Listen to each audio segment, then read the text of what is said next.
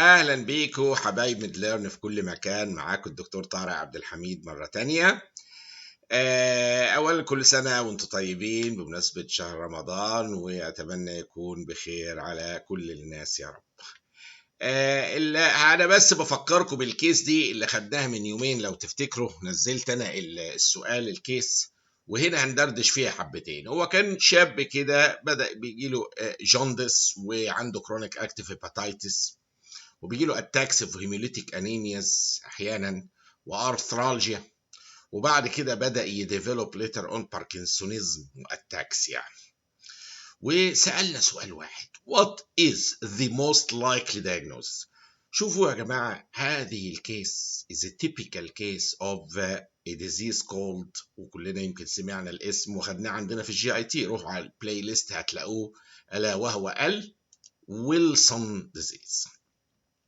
الويلسون ديزيز ده وانا سعيد ان بعض الناس جاوبته صح، دي حاجه بتفرحني جدا جدا بصراحه، فاتمنى كله يجاوبوا ويعرفوا على طول. ولكن الديزيز ده مهم جدا. ليه انا اخترته؟ هقول لكم ليه دلوقتي.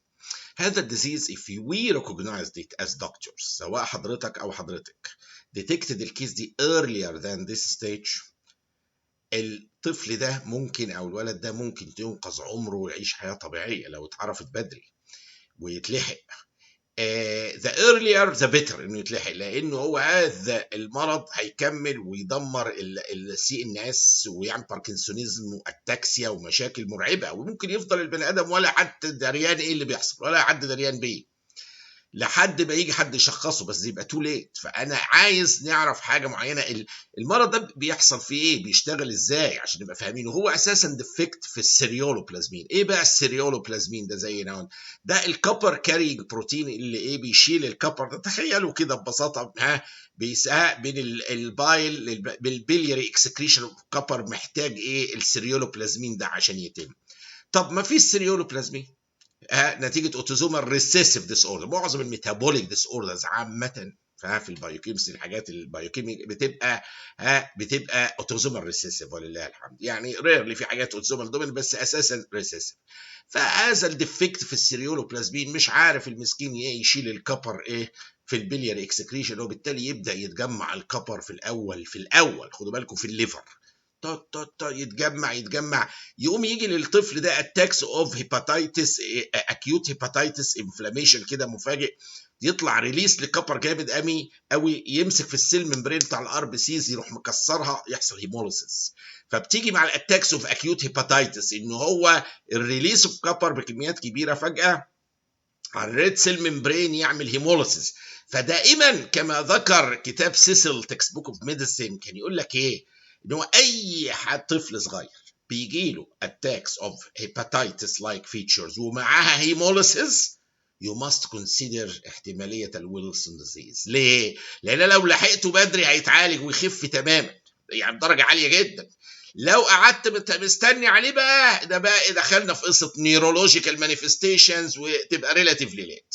فانا هنا عندي ديفكت في السيريولوبلازمين، مش عارف يفرز الكبر في البيلياري اكسكريشن، يتجمع في الليفر، يبدا يديني بقى ايه الاعراض الايه التقليديه اللي هي، فاحنا الكبر بيعلى اهو، وبعدين يبدا يديني الاعراض بقى اللي قلنا اكيوت هيباتايتس لايك فيتشرز، ومعاها هيموليسيس، بعد شويه بقى يثبت في الليفر ويقعد يدمر فيها بالتدريج بهدوء كرونيك اكتيف هيباتايتس، ولسه ما فيش بنفستيشنز بره الليفر. وبعد كده يحصل عمليه ريديستريبيوشن للكبر في اماكن اخرى، بقى خلاص اتمالت الليفر مش قادره تاخد، تبدا يحصل ريديستريبيوشن، يطلع بقى على البرين على الاي، يعمل كايزر فلاشر رينج المشهوره، والجوينتس يعمل ارثرايتس، والولد ده كان عنده ارثرالجيا، والكدني يعمل رينال توبيولار دامج رهيبه. فانا عندي هنا سيستميك افكتس، يعني ايه بتتلخص في الرسمه البسيطه دي الويلسون ديزيز الليفر، بس مجرد ما تتملي يبدا ريديستريبيوشن بقى، تلاقي عامل لك سي ان اس،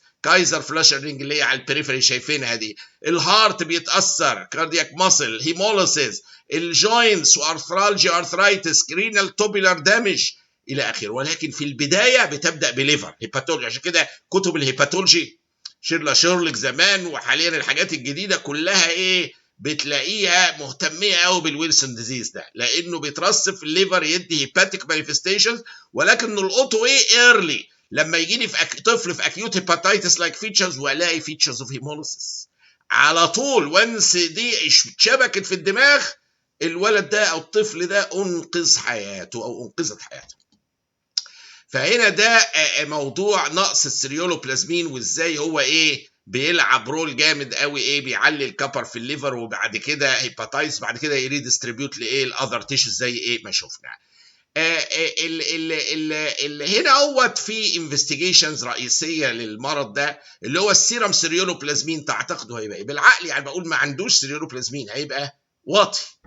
السيرم كبر، ودي خطأ كتير بيقع فيه الكثيرين او الكثيرون يا الفاعل بيقع فيه الكثيرون، اللي هو يفتكروا السيرم كبر هيبقى عالي بقى، ما هو كبر بقى بيترسب. لا لا لا، ده هي مش كده خالص، ده هو عمال يترسب في التيشوز.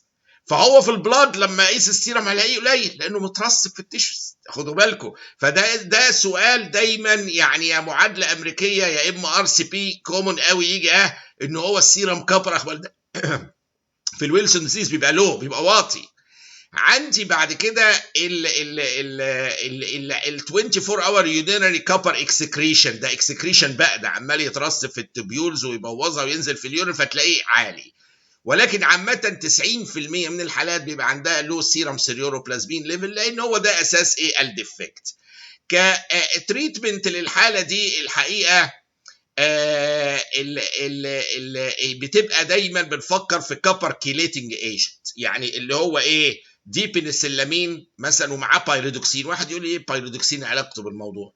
اقول لكم قاعده، اي واحد بنديله دي بنسلامين، روماتويد ارثرايتس، اي كونديشن فيها بياخد دي بنسلامين، وهو دواء معروف لدينا ماشي.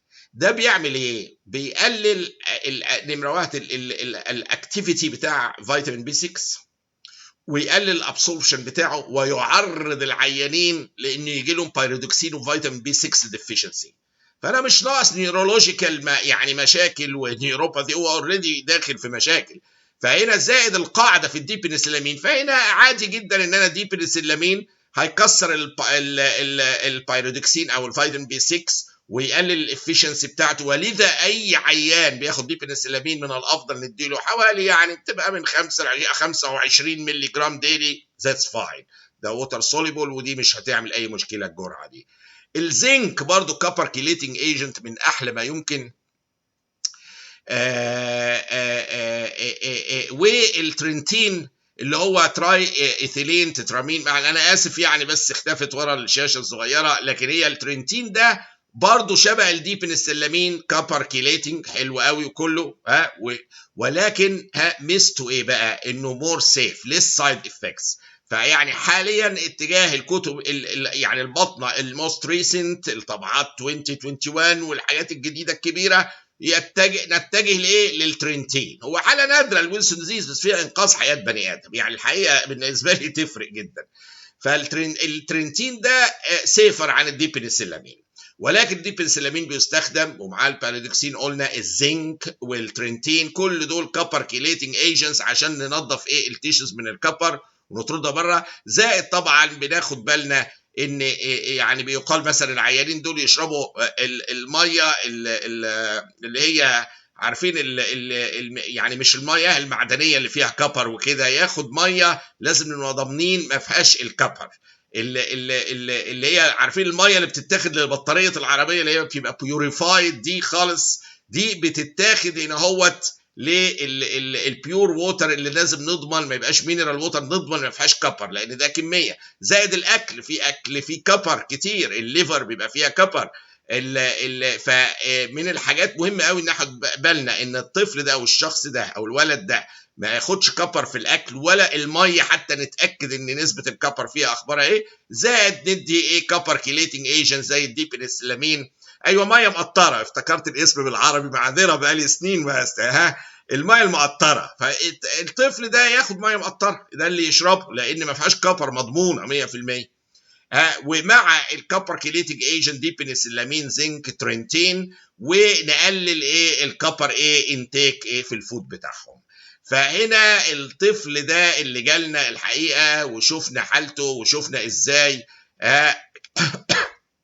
معذره ازاي ان هو كان عنده جوندس وكرونيك اكتيف وهيموليتيك انيميا ارثرالجيا وجاله بعد كده باركنسونيزم واتاكسيا، لو اتلقط وتشخص ويلسون ديزيز ذا ايرلير ذا بيتر، طبعا انقذنا عمر هذا الولد. والى اللقاء مع موضوعات اخرى جديده مع ميد ليرن. وبالنسبه للناس اللي بتحب تحتفظ تجيب البي دي اف فايلز، موجوده عندنا على midlearn.us، واحط لكم اللينك برضو عندنا، وبرضو midlearn.app يقدروا يدخلوا عليها، ومنها في لينك توصل البي دي اف فايلز بتاعت التوبكس الكبيره كلها، وفيها اطلس وثيرابيوتكس، موضوعات كتيره قوي تهمكم وجميله، ويعني بي دي اف معموله بجرافيكس illustration شرح هتعجبكم جدا. والى اللقاء مع موضوعات اخرى جديده باذن الله، واهلا بكم دايما معنا. شكرا جزيلا.